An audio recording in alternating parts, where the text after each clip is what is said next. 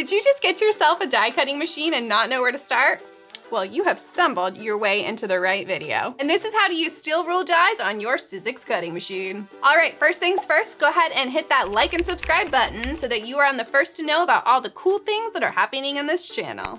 Maybe don't hit the like button yet because I want to earn your like. So maybe wait till the end to like the button, because that's not fair to like the button because I just started the like talking, and let's go ahead and hit that like button later. Unless you like me, then you could hit it now. Let's get into the meat of this. Here is my first handy dandy tip on all your dies. So you just got your die cutting machine, you just bought your first die, and you're like, oh my gosh, I can't wait to do this. I need to get started right now because I love crafting and this is a game changer machine, and let's go for it. You got your die, you opened it out of the package, and you're like, okay, what do I do with this now? Here's a little tip to do on all your dies right off the bat. So grab a little bit of your blue painter's tape, and we're literally just gonna line the entire die with tape. And I'll tell you why in a minute.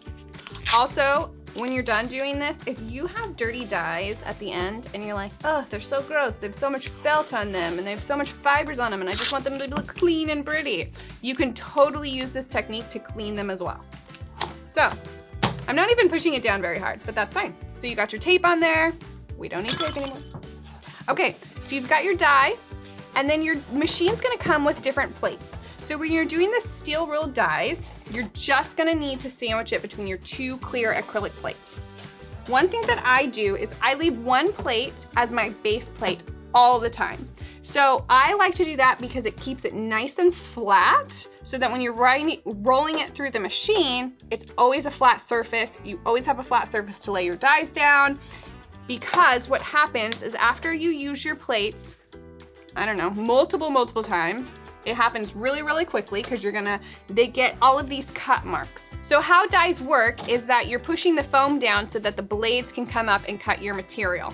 So those blades are cutting into your top sheet of acrylic. And it just kind of makes a mess. And after a while, these plates will break from overcutting. They'll also start to warp. So this one's kind of, it's got a nice little warp in it.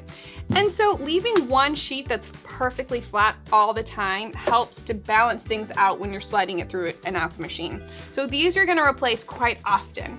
You can cut on both sides, so constantly just flip them, constantly move your dies around the plate so that you're using the edges that are not being cut on. What you're gonna do is you're gonna go ahead and sandwich your dies. So this goes down on your clear flat piece, and then this one goes over top.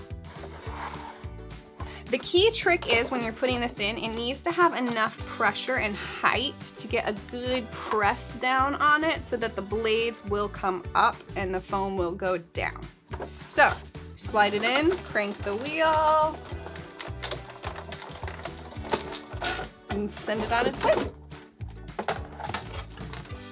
So, now here's the reason why on all of my brand new dies that I do a layer of blue tape first. So now you tape off your scraps of tape.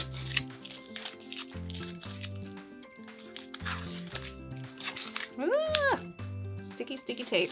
And now you have a perfect imprint of your die. So, I don't know if you're literally memorizing the top name of your dies all the time, but I'll tell you right now, when I see winter rose, I'm not thinking these shapes. So when I quickly locate my dies, I have them all, get rid of that tape, labeled with the blue, so that way it's like I can flip through them very easily and find the exact die I'm looking for, because you can see the pattern super easy.